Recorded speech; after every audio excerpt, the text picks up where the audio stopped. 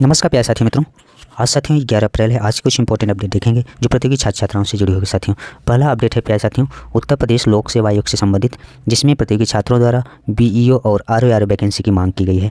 प्रतियोगी छात्रों ने शुक्रवार को उत्तर प्रदेश लोक सेवा आयोग कार्यालय में ज्ञापन सौंपकर खंड शिक्षा अधिकारी और समीक्षा अधिकारी, सहायक समीक्षा अधिकारी भर्ती प्रक्रिया शुरू करने की मांग की है।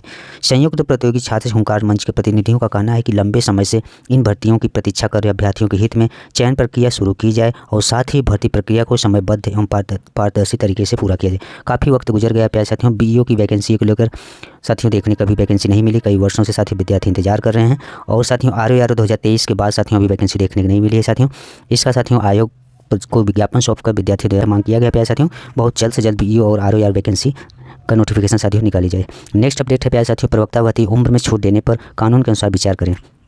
इलाहाबाद हाईकोर्ट ने कहा है कि राजकीय इंटर कॉलेज यानी जीआईसी प्रवक्ता भर्ती में अभ्यर्थियों को उम्र सीमा छूट प्रदान करने पर कानून के अनुसार विचार किया जाए।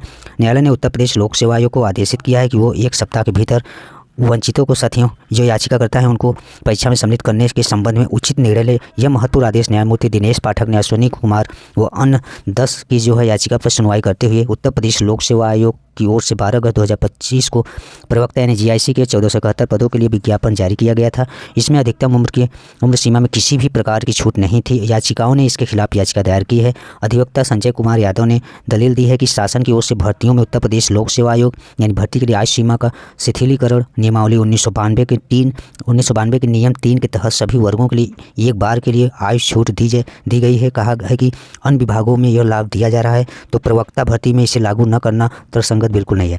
सुनवाई के उपरांत उच्च न्यायालय ने याचिकाकर्ताओं को निर्देश दिया है कि 3 दिन के भीतर आदेश को प्रमाणित प्रति और रीट याचिका की स्व सत्यापित प्रति प्रधान सचिव यानी उच्च माध्यमिक शिक्षा उत्तर प्रदेश सरकार के समक्ष प्रस्तुत करें। यह साथियों यूपीपीएससी प्रवक्ता भर्ती से संबंधित, जिसमें साथियों आयु सीमा में छूट के साथियों संबंधित याचिका की सुनवाई से संबंधित अपडेट। नेक्स्ट अपडेट प्यारे साथियों है विधान भवन रक्षक के 170 पद भर्ती में आवेदन 9 जून से।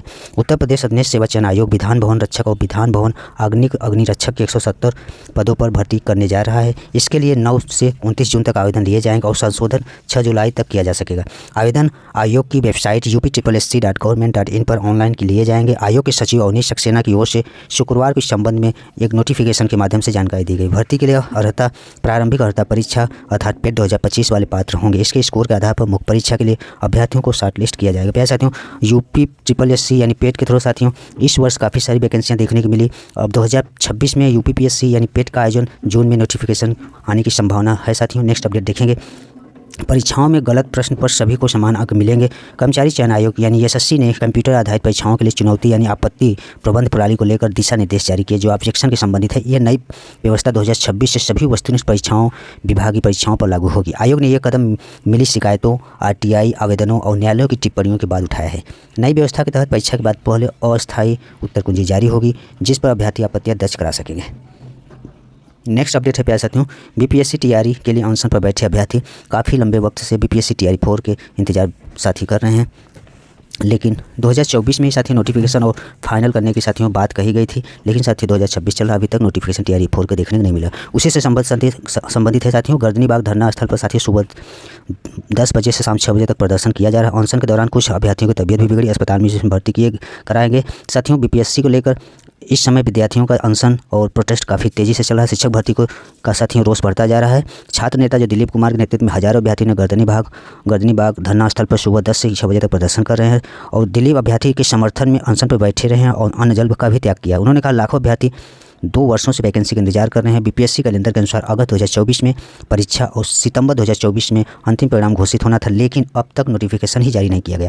यहाँ आरोप लगाया गया है सरकार और शिक्षा विभाग की ओर से बार आश्वासन दिया गया, लेकिन स्थिति जस की तस बनी हुई है। कहा कि देरी के कारण कई अभ्यर्थियों को आयु सीमा समाप्त हो रही है जिससे उनका जो है भविष्य प्रभावित हो रहा है। चेतावनी देते हुए कहा कि यदि जल्द से जल्द नोटिफिकेशन नहीं जारी किया जाता है तो लाखों अभ्यर्थी सड़क पर उतर कर बड़े आंदोलन करेंगे। अनशन के दौरान कुछ अभ्यर्थियों की तबीयत भी बिगड़ी जिन्हें अस्पताल में भर्ती भी कराया गया। आंदोलन में प्रियंका पटेल, दीपक पांडे, अंशु और बबली जैसे इत्यादि साथियों इसमें सक्रिय रहे। शाम को प्रशासन के अधिकारियों को मुख्यमंत्री, शिक्षा मंत्री सहित अन्य अभ्यर्थियों के नाम 4 सूची ज्ञापन भी सौंपा गया। ये प्यारे साथियों बीपीएससी टीआरई 4 से संबंधित अपडेट जिसको लेकर काफ़ी वक्त से विद्यार्थी प्रोटेस्ट कर रहे हैं। ये प्यारे साथियों आज के कुछ इंपॉर्टेंट अपडेट। धन्यवाद।